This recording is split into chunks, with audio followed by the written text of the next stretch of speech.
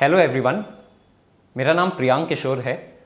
Civil services exam 2018 में मुझे 274 rank मिली थी एंड इस बार मैंने एग्ज़ाम री अटेम्प्ट किया एंड मेरी रैंक 61 आई है।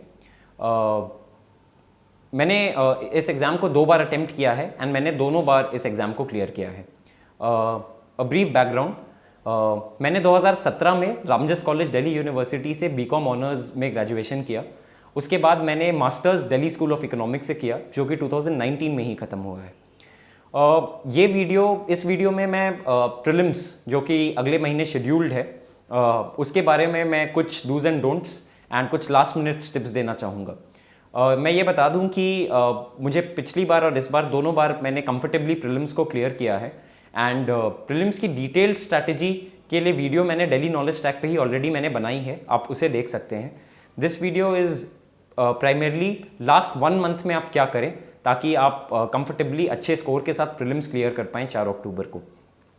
तो सबसे इम्पॉर्टेंट ये है कि आप बिकॉज जो ओवरऑल एटमॉस्फियर है अभी कि प्रीलिम्स होगा या नहीं होगा, बहुत सारे रूमर सर्कुलेट हो रहे हैं, बहुत सारे पेटिशंस कोर्ट में फाइल हो रहे हैं, तो एक बहुत ही नेगेटिव एटमॉस्फियर है पूरे एस्पिरेंट कम्युनिटी में प्रीलिम्स 2020 को लेकर।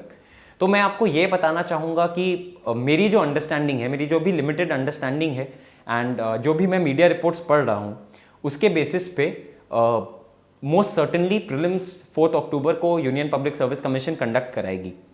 इसका सबसे इम्पॉर्टेंट रीज़न है कि अगर प्रीलिम्स टाइम पे कंडक्ट नहीं कराती है यूपीएससी तो ऑलरेडी बहुत डिले हो चुका है एंड अगर और भी डिले होता है तो एग्ज़ाम साइकिल जो कि यूपीएससी बहुत मुश्किल से स्टिक कर पाती है वो अफेक्ट होगा एंड जिसका एक कैस्केडिंग इफेक्ट होगा।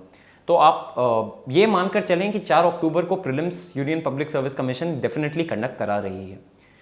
एक बार आपको ये आप बिलीव कर लें कि प्रीलिम्स हो रहा है, तब accordingly now is the time कि आप अपने पूरे प्रिपरेशन को चैनलाइज करें सही ढंग से। अबाउट 35 डेज हैं प्रीलिम्स के लिए। सबसे इम्पॉर्टेंट है कि इस टाइम पे आप कोई भी नए सोर्स का मतलब कोई भी बुक या कोई भी मटीरियल जिसको आपने पिछले 1 साल में हाथ नहीं लगाया है उसमें please don't get into those books और दैट मटीरियल। इससे आपके कॉन्फिडेंस अफेक्ट होगी नेगेटिवली एंड आप रिटेन भी नहीं कर पाएंगे जो आप इस समय पढ़ें 4 अक्टूबर के लिए। तो सबसे इम्पॉर्टेंट तो ये बात है। अब है कि आप करें क्या। तो लास्ट 1 मंथ में अबाउट 30 डेज अगर हम मान के चलें तो आप 2 बार कंफर्टेबली पूरे प्रीलिम्स के सिलेबस को आप बहुत ही अच्छे से आप स्पीड रिविजन कर सकते हैं। तो मेरा ये रहेगा रिक्वेस्ट आप सबसे या सजेशन कि आप 15 डेज एंड 15 डेज 2 शेड्यूल बना लें। फर्स्ट 15 डेज में आप एक रिवीजन कंप्लीट करें और नेक्स्ट 15 डेज में आप एक सेकंड रिवीजन करें। लास्ट 3-4 डेज को आप रिलैक्स करने के लिए एंड जनरली जो छोटे मोटे कुछ फैक्ट्स हैं उनको रिवाइज करने के लिए रखें।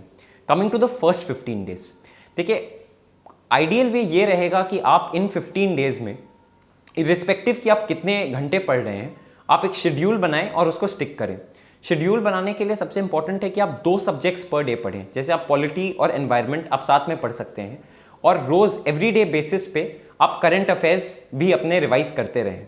ऐसा शेड्यूल बनाएं कि 15 डेज में आप सारे के सारे करंट अफेयर्स पिछले 1 साल के और इसके अलावा आप अपने स्टैटिक पोर्शन को कवर कर लें। थर्ड थिंग है कि मॉक टेस्ट को अटेम्प्ट करना चाहिए या नहीं करना चाहिए। आई बिलीव अभी एटलीस्ट नेक्स्ट 20 डेज आपको मॉक टेस्ट भी अटेम्प्ट करने चाहिए। एवरी सेकेंड डे और थर्ड डे आपको एक मॉक टेस्ट देना चाहिए एंड आप कोशिश करें कि हर इन मॉक टेस्ट में आप अबाउट 100 to 110 या अबव दैट आप उस रेंज में स्कोर करें। इससे आप में पॉजिटिवली आप मोटिवेटेड रहेंगे एंड आपको और पढ़ने के लिए मोटिवेशन मिलेगा। तो ये हुई फर्स्ट 15 डेज की बात।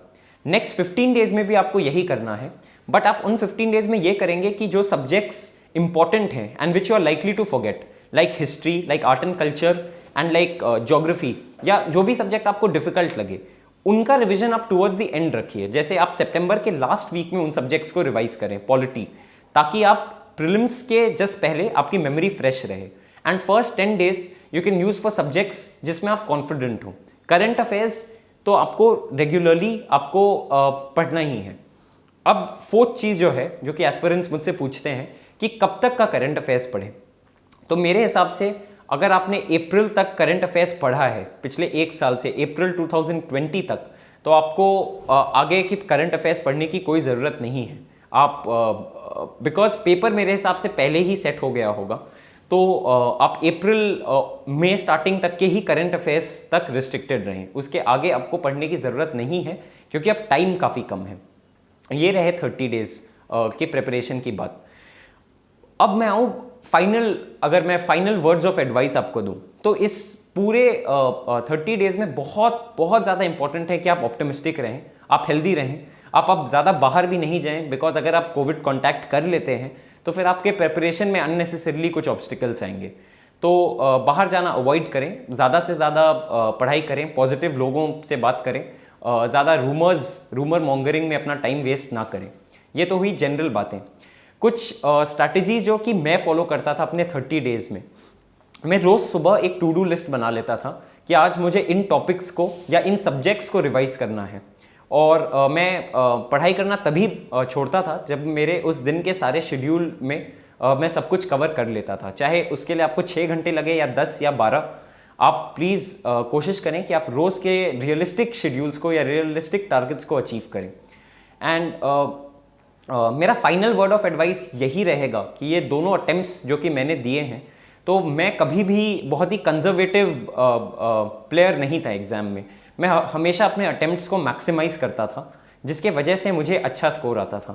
तो बहुत सारी थ्योरीज़ हैं इसमें कि आपको कम अटेम्प्ट करना चाहिए या ज़्यादा अटेम्प्ट करना चाहिए, बट मेरे हिसाब से अंडर नो सर्कमस्टेंसेज आपको 85 क्वेश्चन से कम अटेम्प्ट करने चाहिए।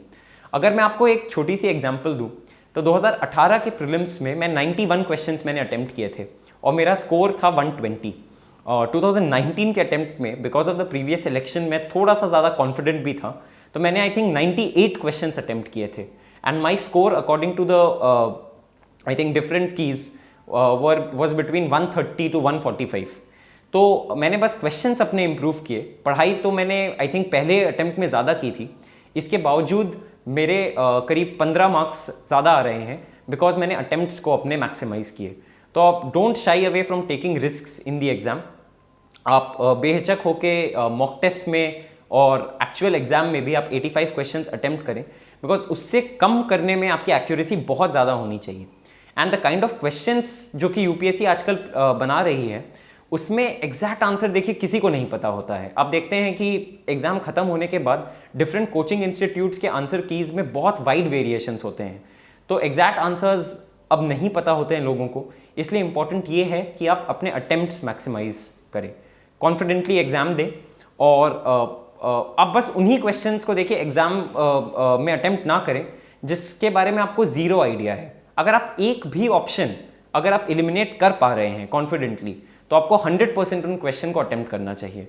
अगर आप 2 ऑप्शंस एलिमिनेट कर रहे हैं तब तो आपके दिमाग में डाउट ही नहीं होना चाहिए, आप ज़रूर अटेम्प्ट करें। और फाइनली 1 या 2 अगर मैं हैक्स के बारे में बात करूं, तो आई थिंक अपने गट को प्रीलिम्स एग्जाम में अपनी गट की सुनना बहुत इंपॉर्टेंट है। और आपकी gut, the first answer that it gives you is normally correct. तो अगर आप ब्लाइंड गेसेस ले रहे हैं तो listen to your gut, listen to the first response that your gut gives you. Attempts maximize करें on the day of the exam and confident रहें। एक चीज़ और इससे पहले कि मैं वाइंड अप करूं, वो ये है कि इन 30 दिन में आप सीसैट के भी कुछ प्रीवियस ईयर पेपर्स सॉल्व कर लें।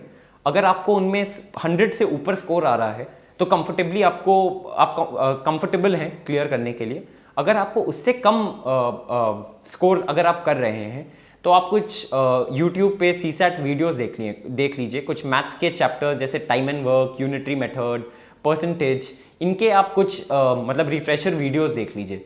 तो करीब 1-2 घंटे अगर आप अलॉट करेंगे इसको, तो आपके प्रीलिम्स में 8 या 10 मार्क्स सीसैट में बढ़ जाएंगे। तो with these words, stay motivated, stay optimistic and बहुत अच्छे से आई होप आप लोग प्रीलिम्स 2020 को अटेम्प्ट करेंगे। My best wishes for everyone. Thank you.